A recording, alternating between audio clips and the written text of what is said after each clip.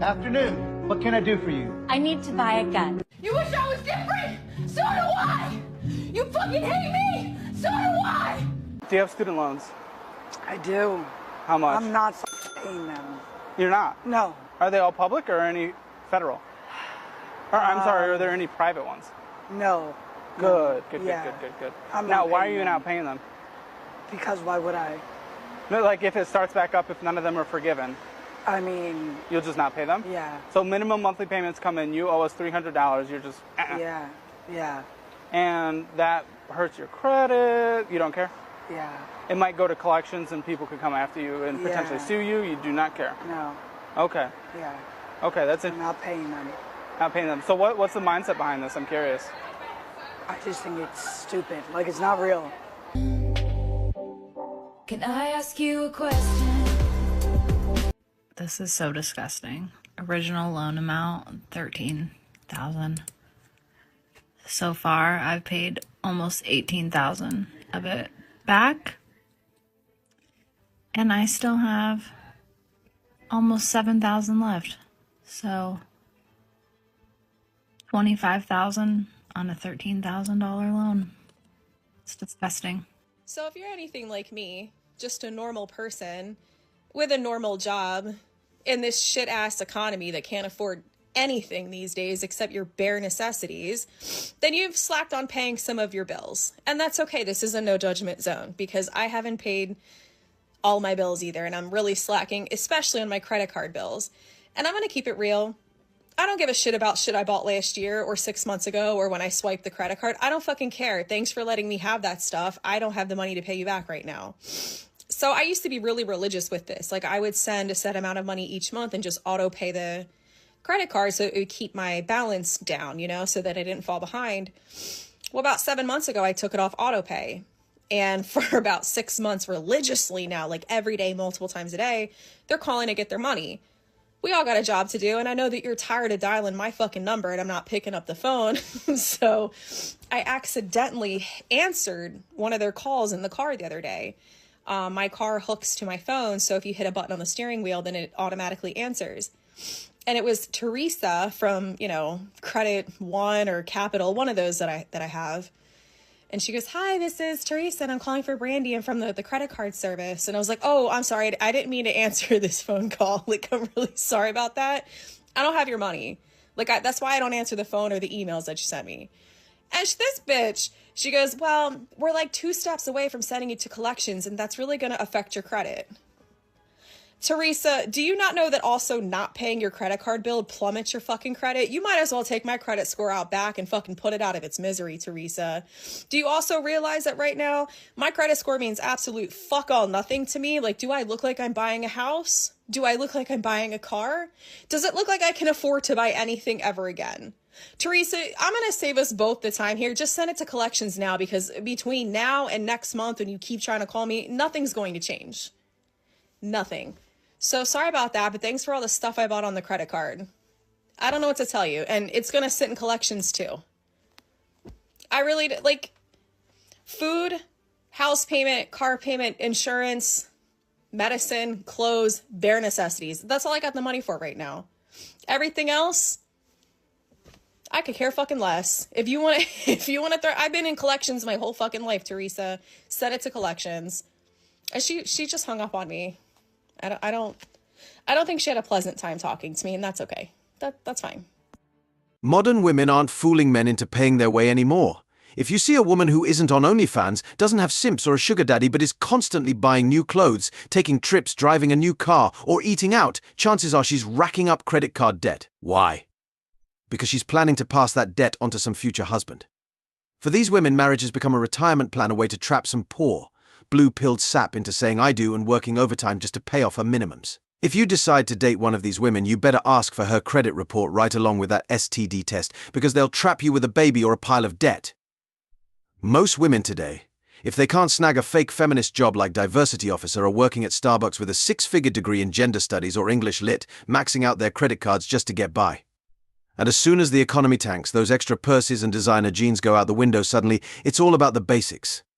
This is why spoiling little girls like princesses is a bad idea. I need to feel something. Harry, can you tell me something that'll piss me off? Boba Fett's better than Mondo. Yep, that'll do it. I don't understand how people overcome poverty in America. I really don't. You know? I've been working since I was 16 years old. I helped pay my parents' mortgage when I was still in high school. I'm 32 years old now. I don't even have a mortgage. I don't have kids. I don't have anything to show for all this time that I've paid into this system. I went to college. I have a bachelor's degree. My parents never graduated college. My parents didn't even graduate high school. I'm already on my second bachelor's degree, hoping that this one sticks. You know, like, I was paying for nursing school, half loan, half out of pocket. And COVID hit. And now I'm looking at my last quarter of nursing school and I'm realizing I'm not going to be able to graduate. I'm literally out of money. And not because I failed classes or I did something wrong. I did everything right. It's just because I'm poor. I was born poor. I'm still poor. They want me to die poor. I don't know how you guys do it. Her parents fell for the feminist lie, and it shows. If they came from a traditional background, it's hard to understand why they didn't teach her to be a wife and save her virginity for marriage. She was attractive enough to marry the man of her dreams at 18, a handsome, high-value man, but instead, she was led down a different path. If you are in hot girl debt, I got you. Here's exactly what you're gonna do. This was my first year ever being in debt, and it has been one of the most stressful experiences of my life. I do not recommend it. Avoid getting into credit card debt. It's not cute. Anyways, back to the tray. My schemer dad taught me this. He's a self-proclaimed cockroach to society. Step 1, you're gonna research new credit cards with 0% interest for 18 months. You're gonna open up a new credit card. It will take you 5 seconds. While you're opening up that credit card, there's going to be an option for you to transfer your debt. I had no idea you could do this. Like I said, it was my first year ever being in debt. I'm trying to get out of it real quick, but this changed my life. Now, I'm gonna warn you, there is a one-time transfer fee of like $200, but you're paying that in interest anyways. You're basically paying that transfer fee so that you can be interest-free for 18 months. Basically, this is gonna just buy you some breather time to get out of debt. Obviously, I'm not a financial advisor. I'm just a girl in New York City chasing my dreams who already feels like a millionaire, and I got myself into a little bit of credit card debt because of it. Hope this helps.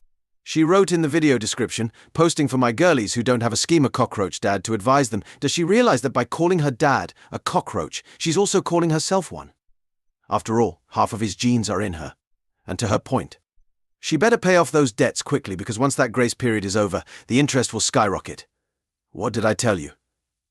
If they're living that hot girl summer lifestyle without a man footing the bill, they're maxing out those credit cards, no doubt about it. I will probably never pay off my student debt, but I would have sex with a guy if he paid off my student loans. Like, I would never sleep my way to the top, but I would for sure sleep my way to breaking even. She just put a 6-figure price tag on her box, thinking it's worth that much. But let's be real, if a man was going to spend money on sex, though, I wouldn't recommend it. He'd get way better value with a pro, who costs a lot less. This average-looking chick actually believes some guy will value her used-up box more than owning a nice house. It's called getting married at 18 so she wouldn't owe anything for the rest of her life. Reality check needed. So this is going to be hard for me to talk about, but I sat down yesterday for almost 3 hours and calculated my entire spending history from last year. And to say that I was sick to my stomach last night would be an understatement. Like, I almost don't want to even put this video out there because it's so embarrassing.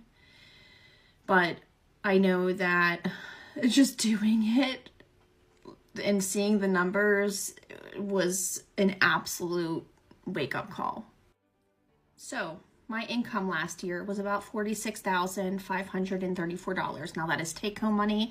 That is between my full-time job and my hypnotherapy business, and I have already accounted for taxes there. So my categories: alcohol, I spent $285.50. Now this is like at places like wine and spirits. Food, drinking out with friends came to $889.66. Subscriptions like Netflix, Audible, whatever else I pay monthly for different things came to $1,482.41. Rent, water, and sewage came to $7,525.39.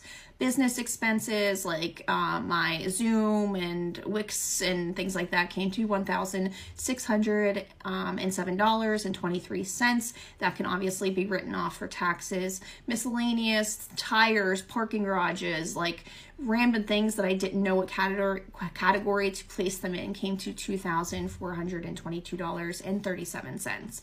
Debt. Now this is mostly minimum payments, and I had a lot of a high loan payment.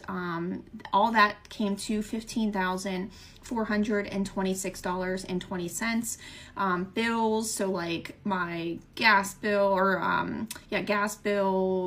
Verizon, internet, phone, all that thing came to $8,606.07. Things that I got at the gas station, just drinks, snacks, and gas came to $1,103.37. Groceries and pet food came to $4,972.19.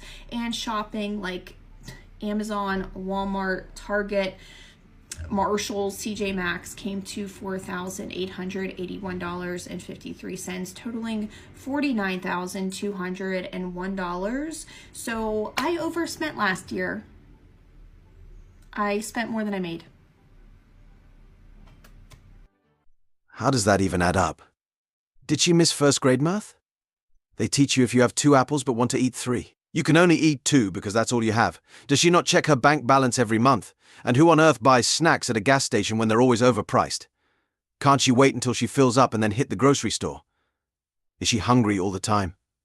She blew around $8.00 on junk she didn't need unless she's just getting bigger and needs new clothes. But if she hadn't wasted that $8,000, she could have actually saved 6.